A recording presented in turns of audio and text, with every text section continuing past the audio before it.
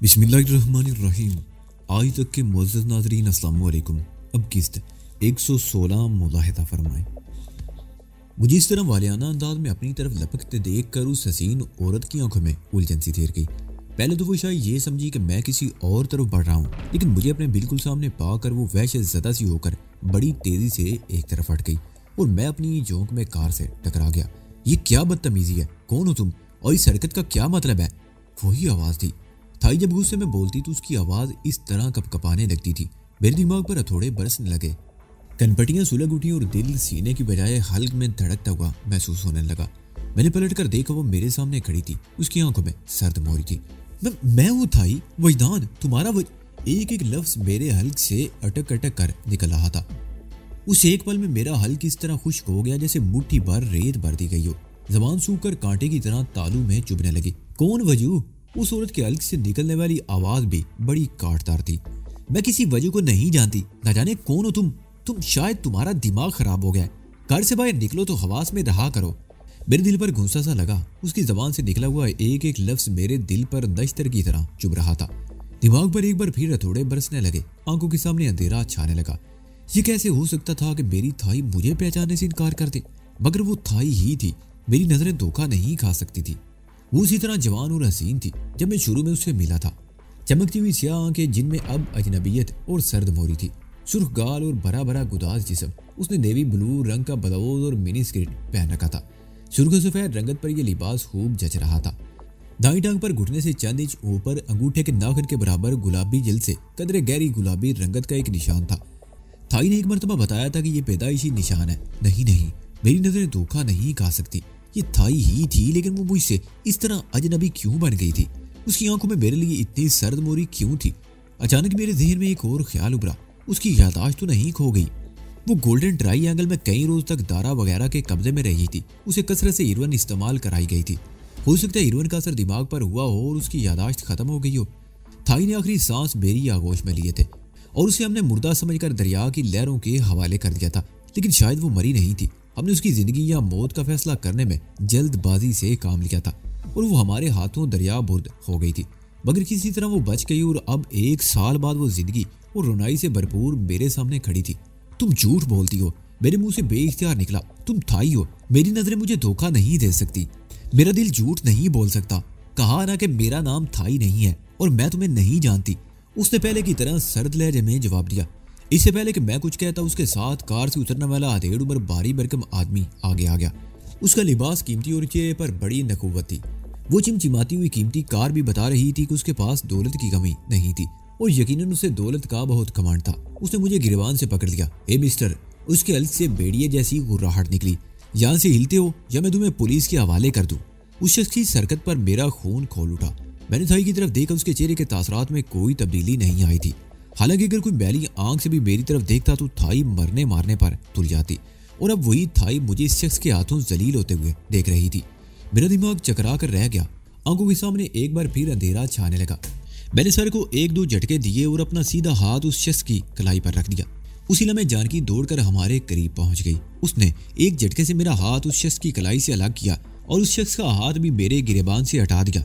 वो जानती थी कि अगर मेरा हाथ हरकत में आ गया तो दुनिया की कोई ताकत उस शख्स को मुझसे नहीं बचा सकेगी।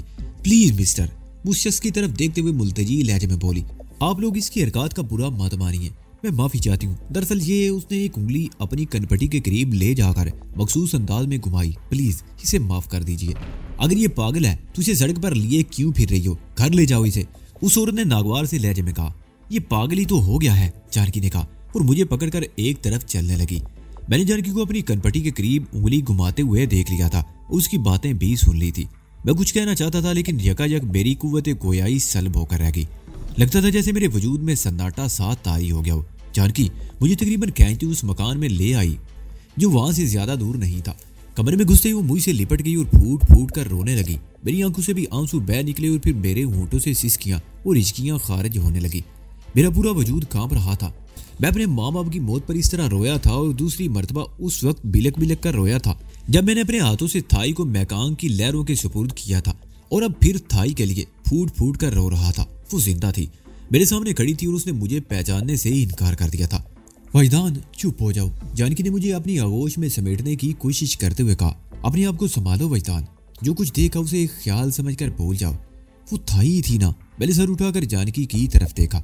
उसका चेहरा आंसू से तर था। बाज़ औक़ात हम जो कुछ देखते हैं वो नहीं होता जो हमारी नज़रों के सामने होता है, जानकी ने कहा। समझ में नहीं आता इस कैफियत को क्या नाम दूं। नजरों का फरेब, शराब, तसव्वुर या लाशऊरी धोखा। शराब, तसव्वुर या नजरों का फरेब नहीं था, एक ऐसी जिंदा हकीकत है जिसे तुम भी झुठला नहीं सकती। मैंने जवाब दिया।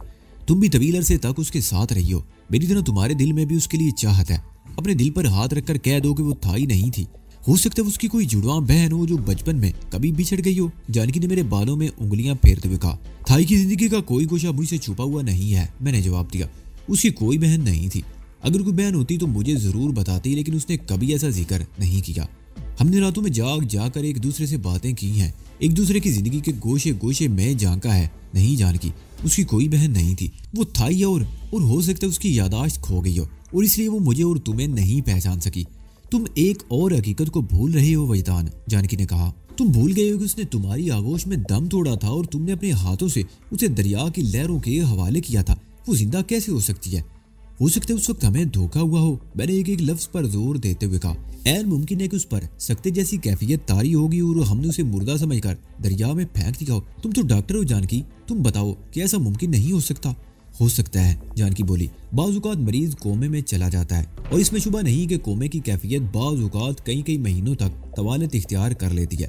ऐसी सूरत में मरीज का जिंदा बचना मुमकिन नहीं होता, वो कोमे ही में खत्म हो जाता है। लेकिन इस दौरान में उसके दिल की धड़कन बंद नहीं होती। उसे सांस और खुराक की जरूरत होती है जो मसनूई तरीकों से उसे पहुंचाई जाती है। मगर थाई को तो हमने दरिया में डाल दिया था। अगर वो कोमा में भी थी तो पानी में डूबने के बाद वो चंद मिनट से ज्यादा जिंदा नहीं रही होगी। नहीं जानकी, मैंने कहा। हम उसे पानी में डालकर मोटर बोट पर वहां से बहुत दूर चले गए थे और हो सकता है थाई पानी की लहरों में बहती हुई किनारे पर आ लगी हो और किसी ने उसे बचा लिया हो। वो जिंदा तो बच गई मगर दिमाग पर हीरोइन के असर से उसकी यादाश्त चली गई, जिस वजह से वो हमें पहचान नहीं सकी। यकीनन ऐसा ही हुआ होगा। मैं चंद लम्हों को खामोश रहा, फिर बोला। आज रात हमारा यहाँ से जाने का प्रोग्राम है, मगर मैं नहीं जाऊंगा, मैं उसे तलाश करूंगा। पागल मत बनो वजदान, जानकी ने कहा। हम पासपोर्ट और कागजात के बगैर चोरी छपे सफर कर रहे हैं। चीन, वियतनाम और लाओस जैसे कम्युनिस्ट मुल्कों में बगैर कागजात के सफर करना मौत को दावत देने के मुतरादिफ होता है। लेकिन ये हमारी खुशकिस्मती है कि अब तक हमें ऐसे लोग मिलते रहे हैं जो हमें तमाम मुसीबतों से बचाते रहे हैं। आज रात हमें यहाँ से निकलने का मौका मिल रहा है तो निकल जाना चाहिए। थाई के बगैर? मैंने सवाल की निगाहों से उसे देखा। यहाँ से चंद मील दूर दरियाए मेकांग है, जानकी मेरी तरफ देखते हुए बोली। और मेकांग के उस तरफ चियांग साइन है, सरदार थालूब का इलाका। उसने एक मरतबा बताया था कि दरिया पार लाओस में भी उसके कुछ रिश्तेदार हैं। हम सरदार थालूब को सूरत-ए-हाल से आगाह करेंगे, वो खुद यहाँ कर थाई को तलाश कर लेगा। और वैसे भी आज रात के बाद यहाँ रहना हमारे लिए मुनासिब नहीं। वो खामोश होकर मेरी तरफ देखती रही, फिर बोली। थाई के साथ जो आदमी था वो शक्ल ही से खबीस लगता है। वो दौलतमंद है, उसके ताल्लुकात भी बहुत होंगे। उसने जिस तरह तुम्हें गिरबान से पकड़ा था, मैं तो घबरा गई थी कि उसने अगर वाकई पुलिस को बुला लिया तो हमें सलाखों के पीछे बंद कर दिया जाएगा। अगर हम यहाँ रहे तो मुमकिन है किसी वक्त हमें देखकर वो हमारे खिलाफ कोई संगीन कदम उठा बैठे और हम किसी नई मुसीबत में फंस जाएं। इसलिए मेरा मशवरा है कि फिलहाल थाई को भूल जाओ, जैसे 1 साल पहले भूले हुए थे। ये तुमने कैसे कह दिया कि मैं थाई को भूला हुआ था? मैं तो एक लम्हे को भी उसे नहीं भूला था। वो तो हर घड़ी हर पल मेरे साथ थी। जानकी चांद में गहरी नजरों से मुझे देखती रही। हो सकता है मेरी इस बात से उसे कुछ दुख भी पहुंचा हो। इसमें शुबा नहीं कि गुज़िश्ता 1 साल के दौरान में वो थाई की जगह लेने की कोशिश करती रही थी। थाई की तरह उसने कदम कदम पर मेरा साथ दिया था, तकलीफें उठाई थी, दुख सहे थे। मुझे थाई की तरह बहुत प्यार दिया था, मगर इस हकीकत से भी इनकार करना मेरे लिए मुमकिन नहीं था कि मैं थाई को एक लम्हे को भी नहीं भूला था। और आज जब मैंने थाई को देखा तो खुशी से झूम उठा, मगर उसकी अजनबियत और बेइतनाई से मेरा दिल फट कर रह गया और 1 साल से आंखों में रुका हुआ सैलाब बह निकला। तुम इधर आराम से बैठ जाओ, मैं काफी बनवा कर लाती हूँ। जानकी ने मुझे अपनी आगोश से हटाकर एक तरफ लिटा दिया और उठकर कमरे से बाहर चली गई। वो तकरीबन 20 मिनट बाद खादमा के साथ वापस आई। खादमा ने काफी के दोनों मग छोटी मेज पर रख दिए और मेरी तरफ देखते हुए वापस चली गई। जानकी मेरे सामने कुर्सी पर बैठ गई। काफी पीते हुए भी हम थाई ही के बारे में बातें करते रहे थे। न जाने मुझे ये यकीन क्यों था कि वो थाई ही थी, जबकि जानकी इस सिलसिले में किसी एक फैसले पर कायम नहीं थी। कभी वो कहती कि मुमकिन है वो वाकई थाई ही हो और कभी कहती कि वो थाई हो ही नहीं सकती। उसे मरे हुए 1 साल हो चुका है, वो मरने के बाद कोई जिंदा नहीं होता। इसमें शुबा नहीं कि उसे देखकर मैं भी कुछ बदहवास हो गई थी, वो कह रही थी। लेकिन उसकी कोई हमशक्ल भी हो सकती है। दुनिया में ऐसी कई मिसालें मौजूद हैं। एक दूसरे से हजारों मील दूर दो हम शक्लों को देखा गया है, जबकि उनमें कोई रिश्ता या कोई ताल्लुक भी नहीं। ये भी ऐसा ही इत्तफाक हो सकता है। हम शक्ल होने का इत्तफाक हो सकता है, लेकिन उसकी हरकत, सकनात, आवाज और अंदाजे गुफ्तगू में भी कोई फर्क नहीं था। तुम्हें याद होगा थाई जब गुस्से में बोलती थी तो उसकी आवाज थरथराने लगती थी, और उसकी टांग पर गुलाबी रंग का वो पैदाइशी निशान, वो निशान किसी और के जिस्म पर कैसे हो सकता है? इत्तफाक, जानकी ने कहा। वैसे हैरत अंगेज इत्तफाक ही कहूंगी। बहरहाल तुम्हें मेरी बात माननी पड़ेगी। यहाँ रहकर हमें कोई खतरा मोल नहीं लेना चाहिए। सरदार थालू अपने जराए से इस औरत के बारे में सब कुछ मालूम कर लेगा, और अगर वो थाई ही हुई तो मैंने उसकी तरफ देखा तो फिर हम उसे यहाँ से ले जाएंगे। जानकी ने कहा, मैं भी तुम्हारे साथ जाऊंगी। तुम्हारे और थाई के लिए अगर जान की कुर्बानी भी देनी पड़ी तो मैं दरेग नहीं करूंगी। मेरे दिल में थाई के लिए जो कुछ है तुम अभी तक उसका अंदाजा नहीं लगा सके हो। मैं जवाब देने की बजाय खामोशी से उसकी तरफ देखता रहा। जानकी मुझे खामोश पाकर मजीद कुछ कहना चाहती थी, मगर बाहर के दरवाजे पर हल्की सी दस्तक सुनकर हम दोनों चौंक गए। मैंने दीवार गिर कला की तरफ देखा। इस वक्त 11 बजने वाले थे। हमें कहा गया था कि कोई आदमी आधी रात के बाद हमें लेने के लिए यहाँ आएगा, और अभी 11 भी नहीं बजे थे। फिर ख्याल आया मुमकिन है हमें ले जाने वालों के इंतजामात वक्त से पहले ही मुकम्मल हो चुके हों। इसी दौरान में दस्तक की आवाज एक बार फिर उभरी। आवाज इस मर्तबा भी ज्यादा ऊंची नहीं थी, लेकिन लगता था जैसे दस्तक देने वाला उजलत में हो। मैं गैर इरादी तौर पर उठकर दरवाजे की तरफ बढ़ गया। कमरे से निकलकर मैंने साथ वाले दरवाजे की तरफ देखा जो बंद था। मेरे ख्याल में खादमा अपने कमरे का दरवाजा बंद करके सो चुकी थी। मैं नपेतुले कदम उठाता हुआ बैरूनी दरवाजे की तरफ चलने लगा। इसी दौरान में तीसरी मर्तबा दस्तक की आवाज उभरी। मैं दरवाजे के सामने पहुंच चुका था। मैंने दरवाजे की जूरी में से झांकने की कोशिश की, मगर बाहर गली में तारीकी थी। मैंने ऐसी से कुंडा हटाकर दरवाजा खोल दिया। स्याह चादर में लिपटा हुआ वो इंसानी हेवला दरवाजे के ऐन सामने खड़ा था। दरवाजा खुलने से आंगन में जलने वाले बल्ब की रोशनी अगरचे उस पर पड़ रही थी, लेकिन उसने चादर इस तरह लपेट रखी थी कि ना सिर्फ चेहरा बल्कि हाथ भी चादर के अंदर छुपे हुए थे। इससे पहले कि मैं कुछ बोलता, स्याह चादर में लिपटा हुआ हेवला मुझे एक तरफ हटाता हुआ अंदर घुस गया और जल्दी से दरवाजा बंद कर दिया। और जब उसने मेरी तरफ घूम कर अपने ऊपर से चादर हटाई तो मेरे मुंह से हल्की सी चीख निकल गई। वो थाई वांग थी। मैं अपनी जगह पर इस तरह बेसु हरकत खड़ा रह गया जैसे सख्ता तारी हो गया हो। थाई भी चांदा में मेरी तरफ देखती रही, फिर चीखती हुई मुझसे लिपट गई। उसने मुझे अपनी बाहों में बींच डाला और फिर वालियाना अंदाज में मुझे चूमने लगी। आवाज सुनकर जानकी भी दौड़ती हुई कमरे से बाहर आ गई, और फिर थाई को देखकर वो भी दौड़कर थाई से लिपट गई। अजीब जज्बाती मंदिर था। थाई कभी जानकी से लिपट जाती और कभी मुझसे लिपट कर मुझे चूमने लगती। 3-4 मिनट गुजर गए। हम अभी तक दरवाजे के करीब ही खड़े थे। फिर शायद जानकी ही को इस बात का ख्याल आया। वो हम दोनों को बाहों से पकड़े कमरे की तरफ ले जाने लगी, और शायद हमारी आवाज सुनकर खादमा भी जाग गई थी। वो अपने कमरे के दरवाजे में खड़ी हैरत ज़दा सी नजरों से हमारी तरफ देख रही थी। अभी तुमने हमें काफी पिलाई थी, जानकी उसकी तरफ देखते हुए बोली। बहुत खुश जायका थी। एक कप और पीने को दिल चाहता है। खादमा सारी लाते हुए किचन की तरफ चली गई। हम अपने कमरे में आ गए। थाई ने मुझे बेड पर गिरा दिया और एक बार फिर मुझसे लिपट गई। वो बार बार मेरा मुंह चूम रही थी। कभी कदरे पीछे हटकर मुझे इस तरह देखने लगती जैसे मैं कोई अजूबा हूँ। तुमने मुझे बहुत दुख पहुंचाया है थाई, मैंने अपने आप को संभालते हुए कहा। मुझे पहचानने से इनकार करके तुमने मेरा दिल पाश पाश कर दिया था। वो मेरी मजबूरी थी। थाई ने मेरा सर अपने सीने से लगा लिया। मैं सर रवैया इख्तियार ना करती तो तान मन तुम्हारा दुश्मन हो जाता, और मैं नहीं चाहती थी कि तुम्हें कोई नुकसान पहुंचे। उस वक्त मेरी जो हालत हुई थी तुम उसका अंदाजा नहीं लगा सकते। वो चंद लम्हों को खामोश हुई, फिर बोले।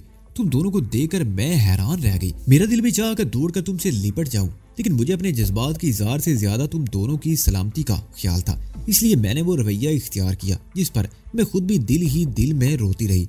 और जानती हूँ वहीदान यहाँ कर कितना रोया है, जानकी ने कहा। मैंने इसे कभी इस तरह बिलखते हुए नहीं देखा। मैं जानती हूँ तुम दोनों को, पर खास तौर से वहीदान पर क्या गुजरी होगी, थाई ने कहते हुए मुझे एक बार फिर अपने साथ लिपटा लिया। थाई जब भी मुझे अपने साथ लिपटाती या मेरा मुंह चूमती तो मुझ पर एक अजीब सी कैफियत तारी हो जाती, और मेरे लिए सरूर अगीन कैफियत को कोई नाम देना मुश्किल था। वो कौन था, जानकी ने पूछा। मेरा मतलब है वो आदमी जो तुम्हारे साथ कार से उतरा था। तानवन, थाई गहरा सांस लेते हुए बोली। वो इस शहर का बहुत बड़ा रईस है। उसके ताल्लुकात बहुत वसी हैं। अगर उसे पता चल जाता कि हम एक दूसरे को जानते हैं तो वो तुम लोगों को खत्म करा देता या पुलिस के हवाले कर देता। मैं जानती थी तुम लोग गैर कानूनी तौर पर इस मुल्क में दाखिल हुए हो। यहाँ की पुलिस ऐसे लोगों के साथ जो सलूक करती है उसका तुम अंदाजा नहीं लगा सकते। तुम्हें कैसे पता चला कि हम यहाँ हैं, मैंने पूछा। तुम लोग जब वहाँ से रवाना हुए तो मैंने मौका पाकर एक आकर को कुछ रकम का लालच देकर तुम लोगों के पीछे भेज दिया। 2-2.5 घंटों बाद उसने मुझे फोन पर इतला दी कि तुम लोग कहाँ हो। मैं अब से तकरीबन 1 घंटा पहले घर से निकली थी और बड़ी मुश्किल से छुपती छुपाती हुई यहाँ तक पहुंची हूँ। अगर तानमन को पता चल गया तो वो मेरे साथ तुम लोगों को भी जिंदा नहीं छोड़ेगा। मैं बड़ी गहरी नजरों से थाई की तरफ देख रहा था। तकरीबन 1 साल पहले जब मैंने गोल्डन ट्राई एंगल में उसे दारा के कब्जे से छुड़ाया था तो इरवन के कसरत इस्तेमाल से वो बिल्कुल मुर्दा हो चुकी थी। वो किसी वैरान खंडर की तरह दिखाई देती थी। पुचके हुए गाल और अंदर को दंती हुई वैरान आंखें। इरवन ने उसे निचोड़ कर रख दिया था। मैं उसकी जिंदगी से मायूस हो गया था और बिलाकर चंद रोज बाद उसने दम तोड़ दिया था और मैंने उसे दरिया की लहरों के हवाले कर दिया था। और एक मुजजा ही था कि उस साने के 1 साल बाद वो मेरे सामने बैठी हुई थी। पहली मर्तबा जब मैंने थाई को देखा था तो वो इस तरह जिंदगी से भरपूर ऐसी ही हसीन थी। उस वक्त भी इसकी आंखों में सितारों जैसी चमक थी और इस वक्त तो चमक कुछ और भी बढ़ गई थी। एक सवाल अब तक मेरे जहन में चकरा रहा था। इरवन ने थाई को निचोड़ कर रख दिया था और फिर गोल्डन ट्रायंगल से फरार होते वक्त वो गोलियां खाकर गिरी थी।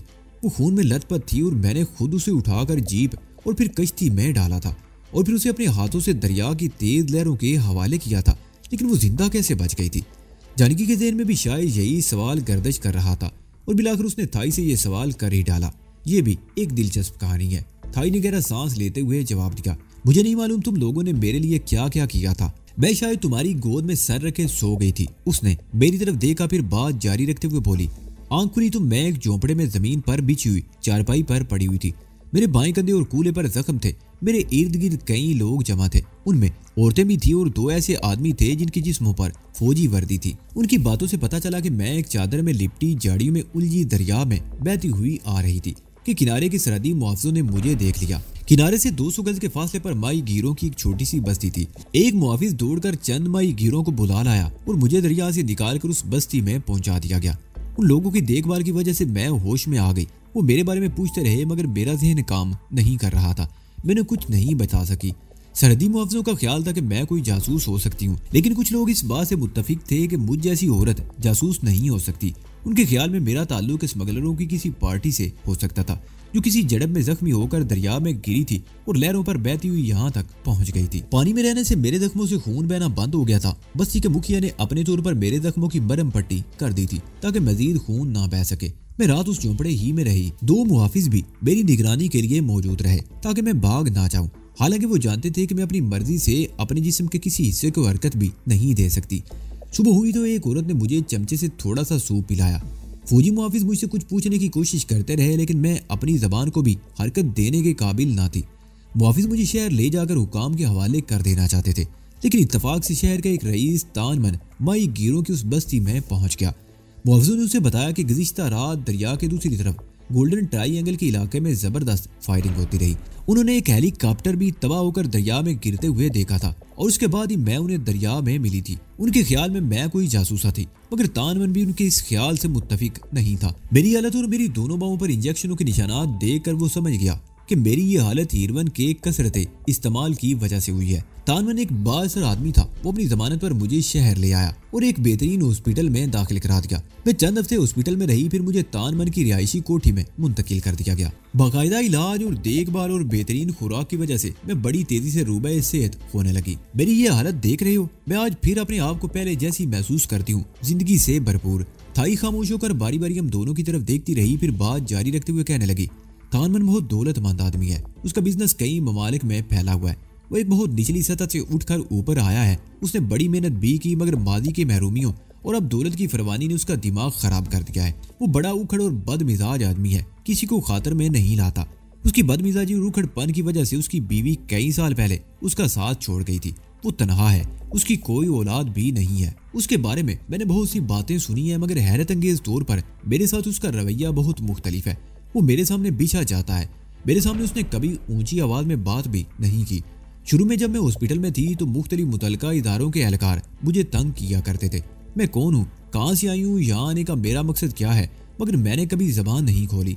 तानमन ने अपने ताल्लुकात इस्तेमाल करके मुझे इन परेशानियों से निजात दिला दी और मुझे हॉस्पिटल से अपने घर ले आया, जहाँ मेरा हर तरह से ख्याल रखा गया। तानमन ने भी मुझसे मेरे बारे में पूछना चाहा। वो ये तो समझ गया था कि मैं थाईलैंड की रहने वाली हूँ, लेकिन उसने कोई बात भी जानने के लिए मुझसे जिद नहीं की। उसे यह भी पता चल गया कि जिस रोज मुझे दरिया से निकाला गया था, उससे एक रात पहले गोल्डन ट्रायंगल में बड़ा जबरदस्त हंगामा हुआ था और उसकी मालूमात के मुताबिक उस रात जनरल खोराट के कुछ कैदी गोल्डन ट्रायंगल से फरार हो गए थे। उसका ख्याल था कि मैं भी फरार होने वाले उन्हीं कैदियों में से एक हो सकती हूँ, लेकिन उसने मुझसे भी इस सिलसिले में कभी कोई बात नहीं की।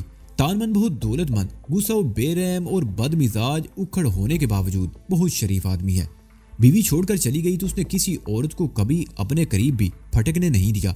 हालांकि इस किस्म के लोग बड़े बदमाश और अय्याश किस्म के होते हैं। मैं तकरीबन 1 साल से उसके पास हूँ। उसने कभी मैली आंख से भी मुझे नहीं देखा। वो मुझसे शादी का ख्वाहिशमंद है, लेकिन मेरी मर्जी के बगैर वो कोई कदम नहीं उठाना चाहता। शादी की ख्वाहिश का इजहार उसने 2 महीने पहले किया। मेरी तरफ से कोई जवाब ना पाकर भी उसने इसरार नहीं किया। उसका कहना है कि जिस रोज मैं खुद रजामंदी का इजहार करूंगी उसे खुशी होगी। वैसे मेरे लिए उसके दिल में कोई फर्क नहीं आया। वो मेरा बहुत एहतराम करता है और बकौल शख्स से मुझे देख देख कर जीता है, लेकिन मेरे मामले में वो इस कदर हसास है कि किसी मर्द का मेरे करीब खड़े होना भी बर्दाश्त नहीं कर सकता। 1 महीना पहले एक दावत में एक बहुत बड़े सरकारी ऑफिसर ने मेरा हाथ पकड़ लिया। तानमन ने सैकड़ों लोगों की मौजूदगी में उसे मार मार कर अधमुआ कर दिया। ये तो दूसरे रोज पता चला कि तानमन ने उस ऑफिसर की टांग की हड्डी भी तोड़ दी थी और वो अभी तक हॉस्पिटल में पड़ा हुआ है। तुम खुशकिस्मत हो कि आज बच गए, अगर बात जरा सी भी बढ़ती तो बहुत बुरा होता। तुम जिस तरह मेरी तरफ लपके थे और तुमने जो बातें की थी उससे उसे शुबा हो गया है कि हम एक दूसरे को जानते हैं और हमारा कोई पुराना ताल्लुक हो सकता है। मैं अब वो सब कुछ छोड़कर आ गई हूँ। मेरा वापस जाने का कोई इरादा नहीं। अब हमें कोशिश करनी चाहिए कि 2-4 दिन में यहाँ से निकल जाएं, और अगर उसने हमें तलाश कर लिया तो वो मुझे तुम्हारे साथ देकर मेरी मोहब्बत भी उसके दिल से निकल जाएगी। 2-4 रोज नहीं थाई। मैंने थाई के खामोश होने पर उसकी तरफ देखते हुए कहा, हम आज रात ही यहाँ से जा रहे हैं। तमाम इंतजामात मुकम्मल हो चुके हैं। हमें उस आदमी का इंतजार है जो हमें लेने के लिए यहाँ आने वाला है। ओह, थाई की आंखों में चमक उभर आई। कौन है वो? है एक शरीफ आदमी जिसने हमारे यहाँ से निकलने का बंदोबस्त किया है। वैसे सरहद यहाँ से कितनी दूर है? मैंने पूछा। तकरीबन 7 मील, थाई ने जवाब दिया। दरिया के करीब का कुछ इलाका घने जंगल पर मुश्तमिल है। इन जंगलों में फौजी मुहाफिज छुपे रहते हैं ताकि दरिया पर निगाह रख सकें। इस तरह दरिया पार करना खतरे से खाली नहीं होगा। हमारे मुहसिन ने कोई ना कोई बंदोबस्त तो किया ही होगा, मैंने जवाब दिया। मजीद कुछ कहना चाहता था कि खादमा काफी लेकर आ गई। हमारे सामने काफी रखते हुए वो अजीब सी नजरों से कभी मुझे और कभी थाई को देख रही थी। काफी पीने के दौरान में भी हमारी गुफ्तगू का सिलसिला जारी रहा। मैं बार बार थाई की तरफ देख रहा था। शाम को उसने नेवी ब्लू कलर का ब्लाउज और स्कर्ट, और इस वक्त वो जीन्स की पैंट और डेनिम की शर्ट में थी जिसके ऊपर के 2 बटन खुले हुए थे। मजमूई तौर पर उसके बारे में मेरा तासर ये था कि वो पहले से ज्यादा क़यामत खेज हो गई थी। मैंने तुम्हें मुर्दा समझकर अपनी इन्हीं हाथों से दरिया की लहरों के सुपुर्द किया था। यकीन नहीं आता कि तुम इस वक्त जिंदा मेरे सामने बैठी हुई हो। मैंने एक बार फिर उसे नीचे से ऊपर तक देखते हुए कहा, भाई वाह। जानकी ने जोरदार कहका लगाया। थोड़ी देर पहले तुम्हें इसके मरने का यकीन नहीं था और अब तुम्हें इसके जिंदा होने का यकीन नहीं आ रहा। हाँ, बाज़ औक़ात इसी तरह यकीन डामाडोल हो जाता है, मैंने जवाब दिया। थाई काफी की चुस्कियां लेते हुए अब हमारे बारे में कुरीद कुरीद कर पूछ रही थी और अब उसे अपने बारे में बताने की मेरी बारी थी। मैंने काफी की 1-2 चुस्कियां ली और उसे पिछले 1 साल के अहम वाकयात के बारे में बताने लगा। ये हमारी खुशकिस्मती है कि हम भूल कर गलत जगह से सरहद उबूर करके लाओस में निकल आए थे। मैं आखिर में कह रहा था, अगर हम सही जगह से सरहद पार करके बर्मा की तरफ निकल जाते तो तुमसे मुलाकात ना होती और हम तुम्हारे बारे में बेखबर ही रहते और तुम्हें मुर्दा ही समझते रहते। काफी दुख उठाए हैं तुमने भी, थाई ने कहा। हाँ, तुम्हारे बगैर दुखों का एहसास कुछ ज्यादा ही हो रहा था, मैंने जवाब दिया। बड़े एहसान फरामोश हो, जानकी ने मुझे घूरते हुए कहा। मैंने कदम कदम पर तुम्हारा ख्याल रखा, कभी तुम्हें थाई की कमी महसूस नहीं होने दी और मैं किसी शुमारी ही में नहीं जानकी, मैंने कहा। तुम दोनों ही तो हो जिनकी वजह से मैं आज तक जिंदा हूँ। इसमें शुबा नहीं कि तुमने मुझे थाई की अदम मौजूदगी का एहसास नहीं होने दिया था। ये तुम ही थी जो थाई की तरह मेरे दिल में घुसी बैठी हो। मेरी इस बात पर थाई ने भी हल्का सा कहका लगाया, फिर जानकी को घूरते हुए बोली, क्यों जानकी, मेरी अदम मौजूदगी में तुम इसके साथ क्या क्या करती रही हो? मुझे अफसोस है कि मैं कोशिश के बावजूद तुम्हारी जगह लेने में कामयाब नहीं हो सकी, जानकी ने मुस्कुराते हुए कहा। तुम्हारी जगह कोई दूसरा भी नहीं ले सकता। अब तुम आ ही गई हो तो संभालो अपने लाडले को। लाडले के लफ्ज पर थाई ने भी हल्का सा कहका लगाया। मैं खुशकिस्मत था, उधर से बाद मुझे ये खुशी मिली थी। हम इसी मौजू पर हंस हंस कर बातें करते रहे। हमें वक्त गुजरने का एहसास भी नहीं रहा और जब मैंने घड़ी की तरफ देखा तो चौंके बगैर ना रह सका। 2:15 बजने वाले थे और हमें लेने के लिए अभी तक कोई आदमी नहीं आया था। मैं कुछ बेचैनी महसूस करने लगा। हमारा आज का प्रोग्राम मंसूख तो नहीं हो गया? अगर ऐसा हुआ तो बहुत गड़बड़ हो जाएगी। थाई भी तानमन के घर से भागकर आई थी। हो सकता है वो थाई को तलाश करता फिर रहा हो और अपने दोस्तों और जानने वालों से मालूमात हासिल कर रहा हो। रात गुजर जाने के बाद सुबह होते ही उसकी सरगर्मियां तेज हो जाएंगी, इसलिए आज रात हमारा यहाँ से निकल जाना बहुत जरूरी था। मेरी परेशानी बढ़ रही थी। अब मैं बार बार घड़ी की तरफ देख रहा था। जानकी की आंखों में भी बेचैनी दिखाई दे रही थी। 2:30 बजे के करीब बैरूनी दरवाजे पर दस्तक की आवाज सुनाई दी तो हम उछल पड़े। मैं उठकर तेजी से बाहर आ गया और एहतियात से दरवाजा खोल दिया। सामने एक दुबला पतला सा लंबे कद वाला आदमी खड़ा था। उसने सर पर सुर्ख रंग का 2-3 इंच लंबा पट्टी की तरह कपड़ा बांध रखा था। उसने काले रंग की टी शर्ट पहन रखी थी। मुमकिन है उन कपड़ों का रंग अंधेरे में ऐसा लग रहा हो, लेकिन वो काले ही लग रहे थे। वो चलने में हमारी तरफ देखता रहा, फिर अंदर आ गया। तुम लोग जल्दी से तैयार हो जाओ, हमारे पास ज्यादा वक्त नहीं है। तुम्हारा सामान कहाँ है? हमारे पास कोई सामान नहीं, हमें कोई तैयारी नहीं करनी, हम तुम्हारे साथ चल रहे हैं। मैं कहते हुए कमरे की तरफ आया तो वो भी मेरे साथ ही आ गया। वो दरवाजे में रुककर बारी बारी थाई और जानकी की तरफ देखने लगा। कौन कौन जाएगा? उसने मेरी तरफ देखते हुए पूछा। हम तीनों, मैंने जवाब दिया। तीनों? उसकी आंखों में उलझन सी तैर गई। लेकिन हमें 2 आदमियों के लिए कहा गया था और ये, उसने थाई की तरफ इशारा किया, ये तो तानमन की औरत है। अगर उसे पता चल गया कि हमने इसे सरहद पार पहुंचाया है तो हमारी पार्टी के किसी आदमी को जिंदा नहीं छोड़ेगा। मेरे बदन पर चींटियां सी रेंगने लगी। उसने थाई को पहचान लिया था।